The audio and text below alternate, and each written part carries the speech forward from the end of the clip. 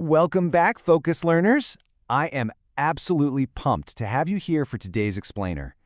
We're setting the stage for a really wild journey, peeling back the layers of something hundreds of millions of us are going to be glued to in 2026, the official FIFA World Cup match ball. We are unboxing the Trionda, diving into the tech inside it, the factory that builds it, and its insane journey all the way up to the International Space Station. Okay, let's dive into this because it sounds like a total joke, right?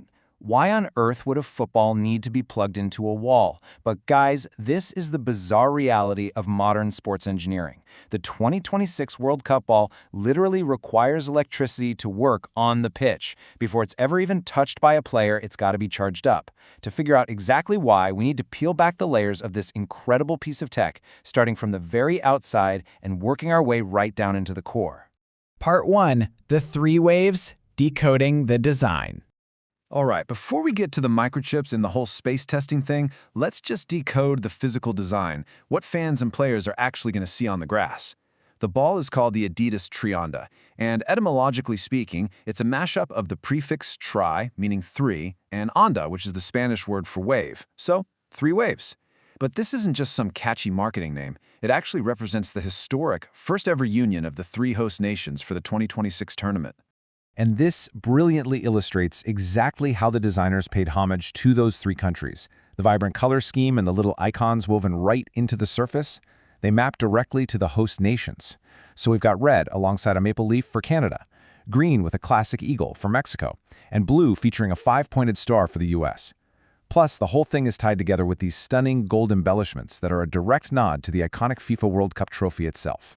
But hey, the outside isn't just about looking pretty, which brings us to a massively important number here, 4.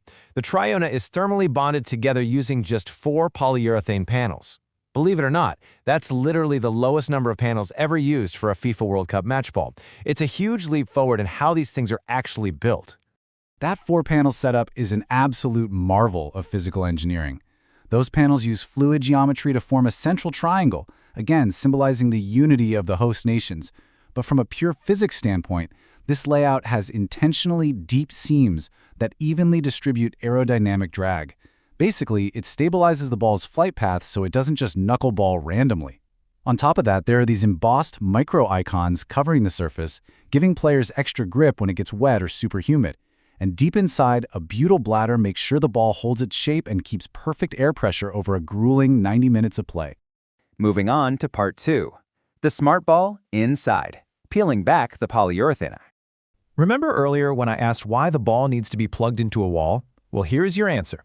Right underneath that polyurethane skin, the Trionda packs an inertial measurement unit, or IMU chip, that was developed with a tech firm called Kinexon. And this motion sensor operates at 500 Hz. To put that into perspective, it is capturing data on the ball's speed, its spin, and its exact direction 500 times every single second. It's wild.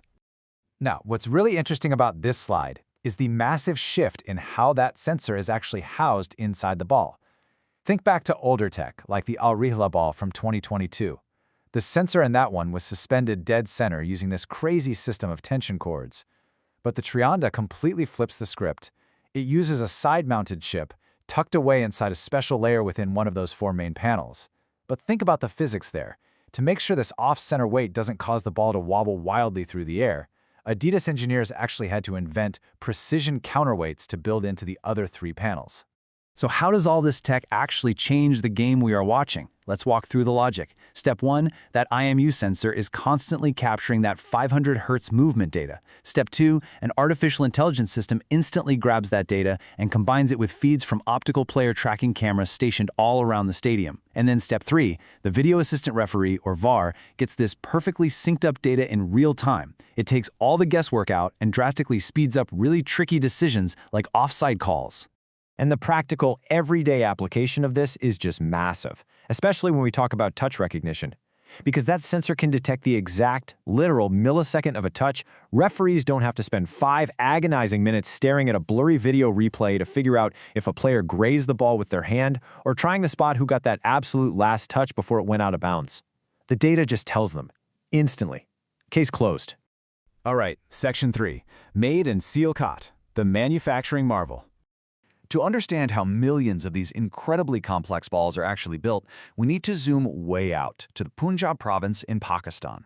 The whole story centers around a company called Forward Sports. They were founded in Sialkot back in 1991 by a civil engineer named Khawaja Masood Akhtar. And honestly, their evolution is staggering.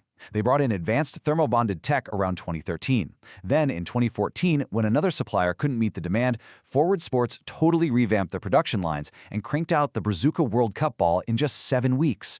Fast forward to today, they are producing 15 million footballs a year. That makes them Adidas' absolute largest football supplier and the folks manufacturing the 2026 Trionda.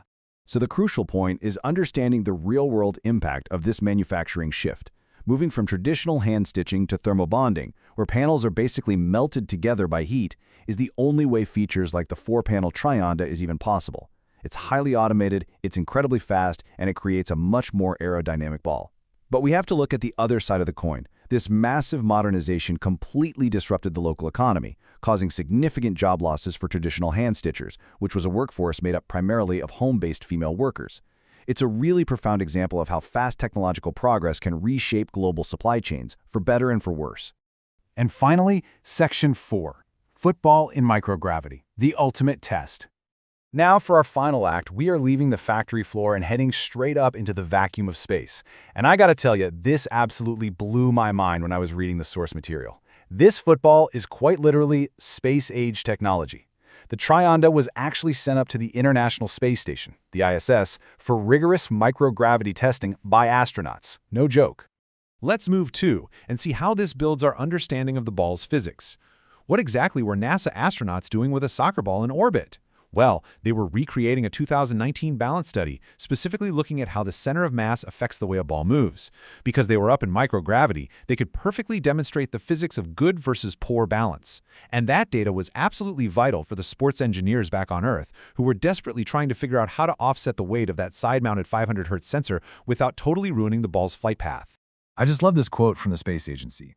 Helping to improve the beautiful game is just one of the ways NASA science done on the International Space Station makes life better for people on Earth. I mean, how cool is that? It is such an incredible, unexpected cross-pollination between cutting-edge sports engineering and actual astrophysics. Which leaves us with a truly fascinating question to end on. Think about it. We've gone from heavy leather balls laced together by hand to a thermally bonded, counterweighted, microchip-embedded smart device that literally requires a wall charger, streams live data to an AI referee, and was tested by astronauts in outer space. If we are already putting space-tested physics into a simple football, what does the future of sports technology look like? Like, how much further can the everyday objects around us really evolve? Thank you so much for joining me in this explainer. Keep wondering, keep learning, and I'll catch you in the next one.